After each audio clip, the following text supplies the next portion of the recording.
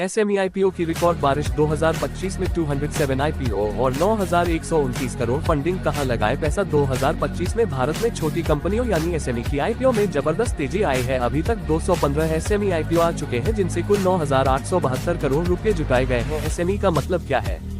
SME यानी small and medium enterprises, छोटे और मझोले उद्यम होते हैं। ये कंपनियां एनएसई, अमर्ज और बीएसई एसएमई प्लेटफॉर्म पर लिस्ट होती हैं। इनका आईपीओ साइज 1 करोड़ से लेकर 200 करोड़ तक होता है। 2025 में क्या रिकॉर्ड बना? पिछले साल 2024 में 243 एसएमई आईपीओ आए थे, लेकिन 2025 में सिर्फ 9 महीने में ही 215 कंपनियां लिस्ट हो चुकी हैं, जिनमें से 147 कंपनियों ने लिस्टिंग पर मुनाफा दिया और 68 कंपनियों में नुकसान हुआ। सबसे बड़ी SME IPO Danish power limited की थी, जिसने 197.90 करोड़ रुपए जुटाए। लिस्टिंग गेन कितना मिला?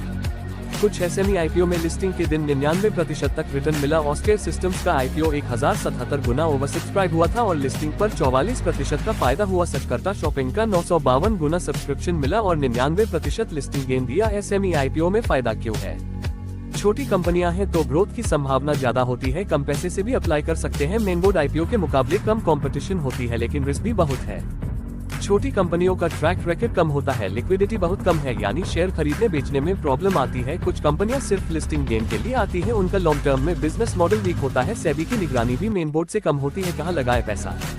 अगर एसएमई आईपीओ में इन्वेस्ट करना है तो सिर्फ लिस्टिंग गेन के चक्कर में मत पड़िए। कंपनी का बिजनेस समझिए, पिछले 3 साल का प्रॉफिट और रेवेन्यू देखिए, प्रमोटर्स का बैकग्राउंड चेक करिए, कंपनी का कर्जा कितना है ये जरूर देखिए। ज्यादा से ज्यादा 10% पोर्टफोलियो ही एसएमई में लगाए, बाकी मेन बोर्ड और बड़ी कंपनियों में रखे। 2025 के बचे हुए महीनों में और एसएमई आईपीओ आने वाले हैं, लेकिन हर आईपीओ अच्छा नहीं होता, इसलिए रिसर्च करके ही निवेश करें। ऐसी ही समझने में आसान आईपीओ जानकारी के लिए हमारे चैनल मनी मैटर न्यूज को सब्सक्राइब करें।